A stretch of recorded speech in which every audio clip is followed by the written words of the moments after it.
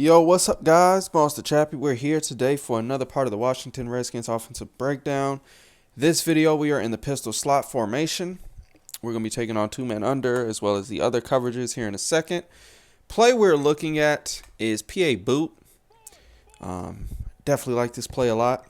The adjustments I like to make for this play are to put the solo wide receiver on a fade, and then Peterson or the halfback, whoever it is, you can put them on whatever route you really want.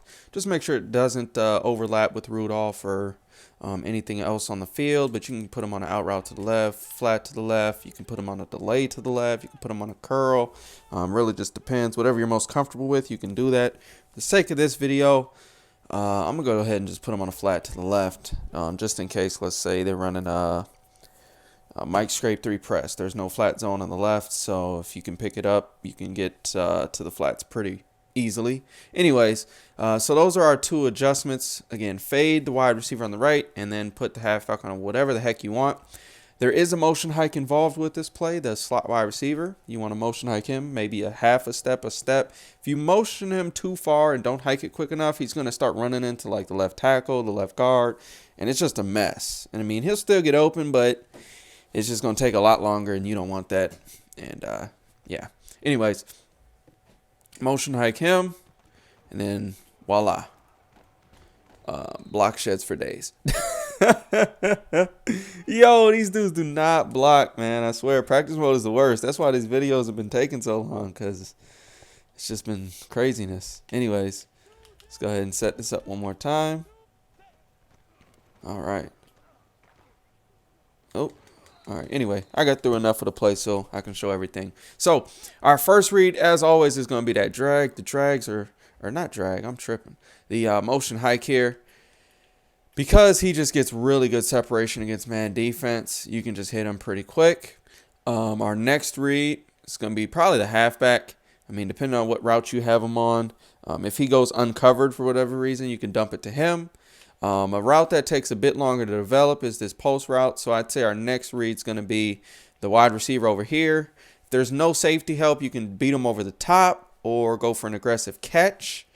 And then you have this post going across the middle here. He beats man just about every single time. The only thing you need to do with him is not throw it right when he cuts. If you throw it right when he cuts, this safety, like if I try to throw it right now, the safety is going to come up and make a play.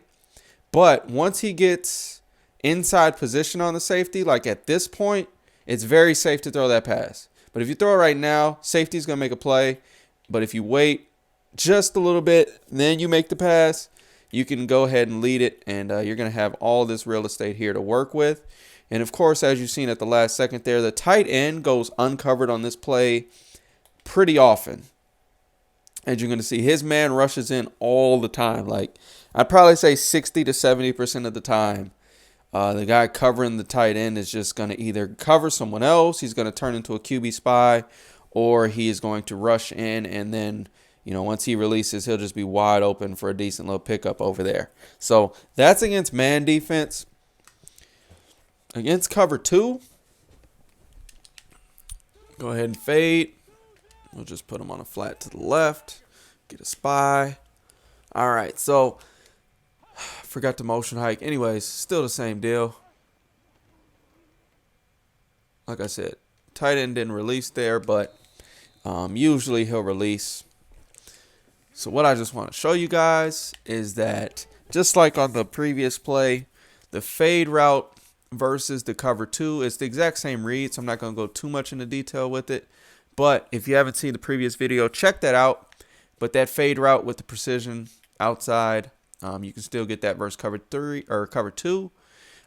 This post here, you just got to kind of read it. The safety does cover it pretty well, but as you can see, if you pass lead this up right here on this particular play, it's going to be open. You just got to watch the safety, because sometimes the safety will completely like jump over here. But if that happens, then your flat zone is going to start cutting upfield, and eventually the flat zone defender, your flat route will eventually run past him. But because there's no one else, as you can see, he just runs super far back. Like, we started at the 30.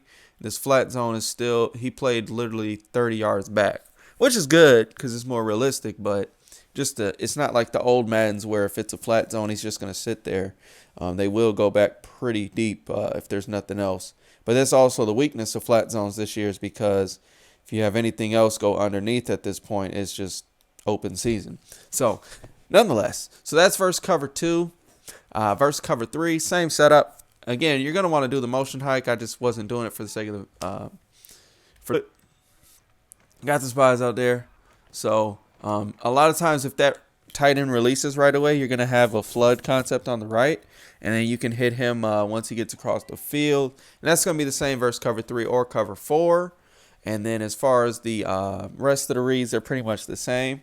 So that's going to wrap it up for this video, guys. Hopefully you enjoyed. Again, only adjustments you need to make is fade digs, put the running back on whatever you want. Personally, a flat to the left isn't a bad idea. You could also put him on a curl if you want to.